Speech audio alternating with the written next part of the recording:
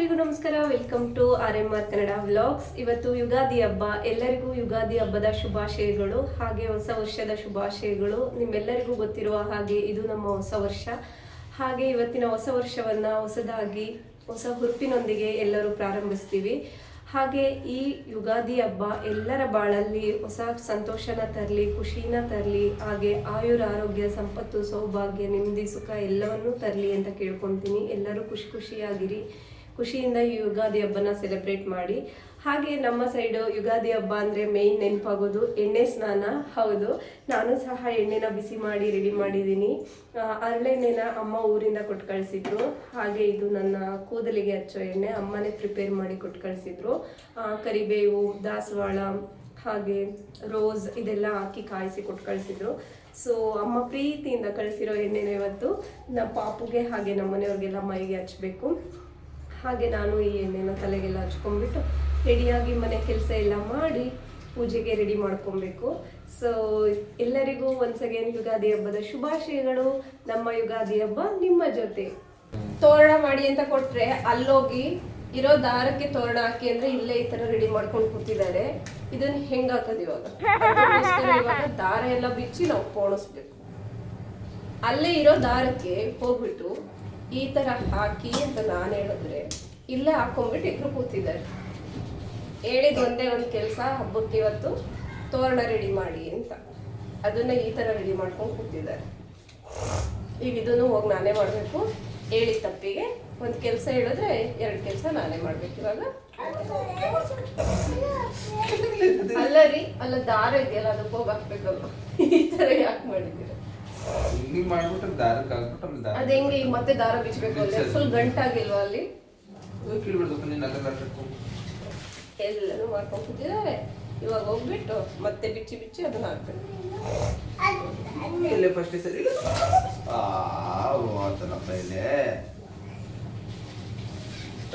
ಇಬ್ರಿಗೂ ಸೇರಿಸಿ ಬೆಳಗ್ಗೆಯಿಂದ ಹೇಳಿರೋದೊಂದು ಕೆಲಸ. ಅದನ್ನು ಅರ್ಧ ಎಲೆ ತಂದಿರೋದೇ ಇಷ್ಟು ಎಲೆ. ಹಳ್ಳಿ ಸೈಡಲ್ಲಾದ್ರೆ ಇಷ್ಟು ಎಲೆನಾದ್ರೂ ಸಿಗುತ್ತೆ. ಇಲ್ಲಿ 40 ರೂಪಾಯಿ ಕೊಟ್ಟು ಇಷ್ಟು ಎಲೆ ತಂದಿದ್ದೀನಿ. ಅದನ್ನು ಕುತ್ಕೊಂಡು ಅರಿತಾ ಇದ್ದಾರೆ. ನೀಟಾಗಿ ಮಾಡಿ ಅಂತ ಹೇಳಿದ್ರೆ ಅಯ್ಯೋ ನಂಗಂತೂ ಸಾಕು.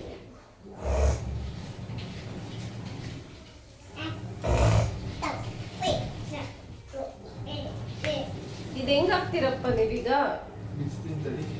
ದಾರ ಏನು ಬಿಚ್ತೀರಾ? ಇದನ್ನೇ ಬಿಚ್ಚಿ ಹಾಕಿ. ಈಗ ಇನ್ನೇನ್ ಮಾಡ್ತೀರಾ? ಹಿಂಗ್ ಬಿಚ್ಬಿಟ್ಟು ಹಿಂಗ್ ಮತ್ತೆ ಒಂದ್ಸಲ ಲಾಕ್ ಮಾಡಿ ಅಷ್ಟೇ. ಮಾಡ್ತಾರೆ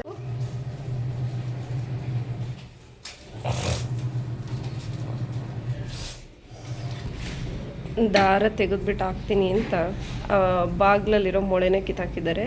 ಇವಾಗ 2 ಕೆಲಸ, ಮೊಳೆ ಹೊಡೆದು ಮತ್ತೆ ದಾರಕ್ಕದೆಲ್ಲ ಪೋಣಿಸಿ ಮತ್ತೆ ಕಟ್ಟಬೇಕು.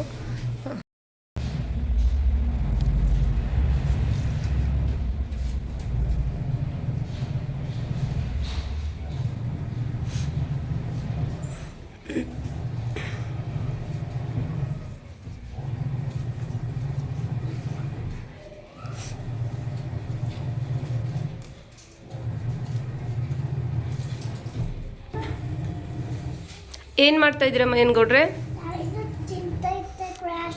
ಡೈನೋ ಇದು ಗ್ರಾಸಾ? ಏನು ತಿಂತ ಇದೆ ಡೈನೋ?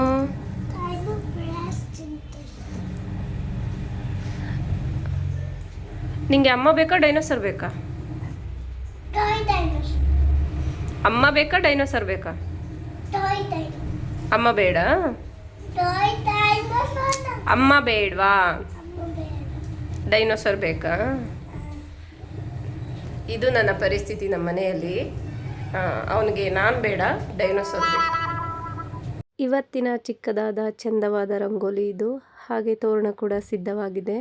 ನಾನಿವಾಗ ಆಯಿಲ್ನ ಬಿಸಿ ಮಾಡ್ತಾ ಇದ್ದೀನಿ. ಅದಕ್ಕೆ ಸ್ವಲ್ಪ ಬೇವಿನ ಸೊಪ್ಪನ್ನು ಹಾಕಿ ಬಿಸಿ ಮಾಡಿದೆ. ಯಾಕೆಂದರೆ ಏನೇ ಚರ್ಮದ ಸಮಸ್ಯೆ ಇದ್ರೂ, ಅಲರ್ಜಿ ಇದ್ರೂ ಅದರಿಂದ ನಿವಾರಣೆ ಆಗುತ್ತೆ.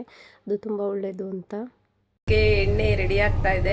ಪಾಪುಗೆ ಮತ್ತು ಅವ್ರಿಗೆ ತಲೆಗೆ ಮೈಗೆಲ್ಲ ಹಚ್ಚಬೇಕು ಎಣ್ಣೆನ. ಹಾಗೆ ನಾನು ಹಚ್ಕೊಬೇಕು. ನನಗೆ ಅಮ್ಮ ಬೇರೆ ಆಯಿಲ್ನ ಕಳಿಸಿದ್ದಾರೆ. ಮೊದಲಿಗೆ ನನ್ನ ಮುದ್ದು ಮಗನಿಗೆ ಚೆನ್ನಾಗಿ ಎಣ್ಣೆನ ಹಚ್ಚಿದೆ. ಬಾಡಿ ಎಲ್ಲ ಮಸಾಜ್ ಮಾಡಿ ಅವನಿಗೆ ತಲೆಗೆಲ್ಲ ಚೆನ್ನಾಗಿ ಎಣ್ಣೆ ತಟ್ಟಿದೆ. ಅವನಿಗೊಂಥರ ಬಾಡಿ ಬಿಲ್ಡರ್ ಫೀಲಿಂಗು. ಪೋಸ್ ಕೊಡ್ತಾ ಇದ್ದ ನಾನು ಶಕ್ತಿಶಾಲಿ ಅಂತ. ಹಾಗೆ ಅವನನ್ನು ಹಿಡಿದು ಕೂರಿಸೋದು ತುಂಬ ಕಷ್ಟ ಆಯಿತು, ಎಲ್ಲ ಕಡೆ ಓಡಾಡ್ತಾ ಇದ್ದ.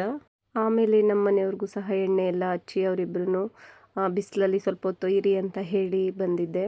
ಅದಾದಮೇಲೆ ಪಾಪುಗೆ ಸ್ನಾನ ಮಾಡಿಸ್ಕೊಟ್ಟು ನಾನು ಸ್ನಾನ ಮಾಡ್ಕೊಂಡು ಬಂದೆ. ಇವಾಗ ಅಡುಗೆಗೆ ರೆಡಿ ಮಾಡ್ಕೊತಾ ಇದ್ದೀನಿ. ನಮ್ಮ ಮನೆಯವರು ಪೂಜೆಗೆ ರೆಡಿ ಮಾಡ್ಕೊತೀನಿ ಅಂತ ಹೇಳಿದ್ರು, ಹಾಗಾಗಿ ನಾನು ಬೇಗ ಬೇಗ ಅಡುಗೆ ಮಾಡಿಬಿಡೋಣ ಅಂತ ಹೇಳಿ ರೆಡಿ ಮಾಡ್ತಾಯಿದ್ದೆ. ಇವತ್ತೇನು ಜಾಸ್ತಿ ಮಾಡೋಕ್ಕೋಗಿಲ್ಲ, ಏಕೆಂದರೆ ನನಗೂ ಸ್ಕೂಲ್ ಇರೋದ್ರಿಂದ ಜಾಸ್ತಿ ಟೈಮ್ ಸಿಕ್ಕಿಲ್ಲ ಏನಾದರೂ ಮಾಡೋದಕ್ಕೆ ನಿನ್ನೆ ಸಹ. ಹಾಗಾಗಿ ಒಬ್ಬಟ್ಟು ಮಾಡೋದಕ್ಕೂ ಏನು ಐಟಮ್ಸ್ ತರಿಸಿರಲಿಲ್ಲ, ಆಚೆ ಶಾಪಿಂಗ್ ಹೋಗೋಕ್ಕಾಗಿರಲಿಲ್ಲ. ಸೊ ಹಾಗಾಗಿ ಮಿನಿಮಲ್ ಆಗಿ ಮಾಡ್ಕೊತಾ ಇದ್ದೀನಿ. ನುಗ್ಗೆಕಾಯಿ ಸಾಂಬಾರು, ಚಿತ್ರಾನ್ನ, ಹಾಗೆಯೇ ಪಾಯಸ ಮತ್ತು ರೈಸ್ ಮಾಡ್ತಾಯಿದ್ದೀನಿ ಅಷ್ಟೇ.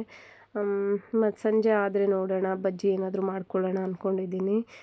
ಫಸ್ಟ್ ಹಬ್ಬ ಯುಗಾದಿ ಹಬ್ಬದಲ್ಲಿ ಒಬ್ಬಟ್ಟು ಮಾಡಿಲ್ಲ ಅಂದರೆ ಬೇಜಾರಾಗುತ್ತೆ. ನನಗೂ ಒಂಥರ ಬೇಜಾರಾಗ್ತಾಯಿತ್ತು. ನಿನ್ನೆ ಹೋಗಿ ಅದೆಲ್ಲ ತರೋಕ್ಕಾಗಿಲ್ಲ. ಇವಾಗ ಹೋಗಿ ತರ್ತೀನಿ ಅಂದರು. ಇವಾಗ ಕಲಸಿಟ್ಟು ಮಾಡೋದು ಯಾವಾಗ ಅಂದ್ಕೊಂಡು ಸ್ಕಿಪ್ ಮಾಡಿದ್ದೀನಿ. ಈ ಸಲ ಒಬ್ಬಟ್ಟು ಮಾಡ್ತಾಯಿಲ್ಲ. ಮೇಯ್ನ್ ಬಂದುಬಿಟ್ಟು ಒಬ್ಬಟ್ಟೇನೆ ಯುಗಾದಿ ಹಬ್ಬಕ್ಕೆ. ಅದೇ ರಜೆ ಬಂದಾಗ ಯಾವಾಗಾದರೂ ಮಾಡಿಕೊಡೋಣ ಅಂತ ಹೇಳಿ ಸುಮ್ಮನಾಗಿದ್ದೀನಿ. ಪ್ರತಿ ವರ್ಷ ಇಷ್ಟರಲ್ಲೆಲ್ಲ ಎಕ್ಸಾಮ್ ಮುಗಿದು ಮಕ್ಕಳಿಗೆ ರಜೆ ಇರ್ತಾಯಿತ್ತು, ನಾವು ಸ್ವಲ್ಪ ಫ್ರೀಯಾಗಿರ್ತಾಯಿದ್ವಿ. ಬಟ್ ಈ ಸಲ ಹಾಗಾಗಿಲ್ಲ. ಇವಾಗ ಎಕ್ಸಾಮ್ ನಡೀತಾ ಇದೆ, ನಮಗೂ ಫ್ರೀ ಇಲ್ಲ, ಕೆಲಸ ಜಾಸ್ತಿ ಇದೆ. ಹಾಗಾಗಿ ಏನೂ ಮಾಡ್ಕೊಳಕ್ಕಾಗ್ತಾಯಿಲ್ಲ.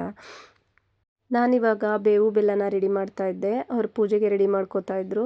ಹಾಗಾಗಿ ಅಡುಗೆ ಮಧ್ಯದಲ್ಲಿ ಸ್ಟಾಪ್ ಮಾಡಿ ಫಸ್ಟು ಬೇವು ಬೆಲ್ಲನ ರೆಡಿ ಮಾಡಿಕೊಡೋಣ ಪೂಜೆಗಿಡೋದಕ್ಕೆ ಅಂತ ಹೇಳಿ ಮಾಡಿದೆ.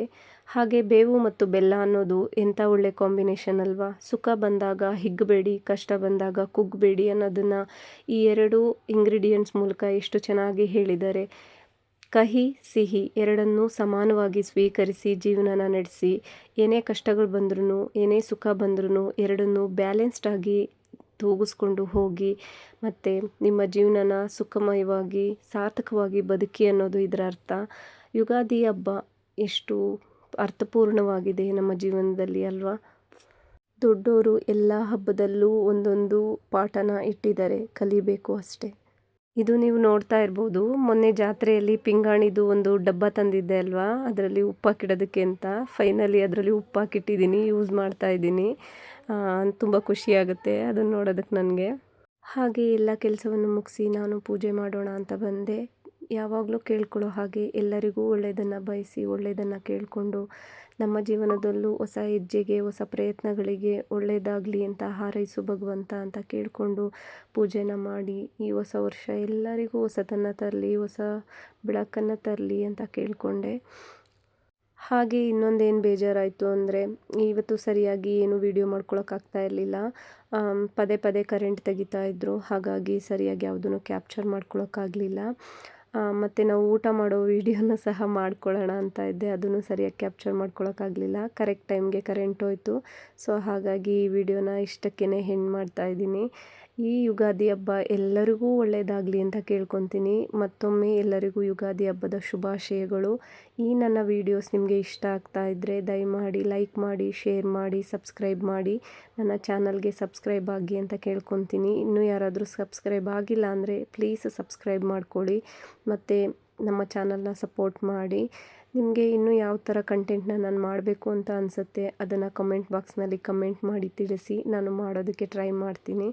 ಹಾಗೆ ಎಲ್ಲರಿಗೂ ಯುಗಾದಿ ಹಬ್ಬದ ಶುಭಾಶಯಗಳು. ಬಾಯ್ ಬಾಯ್.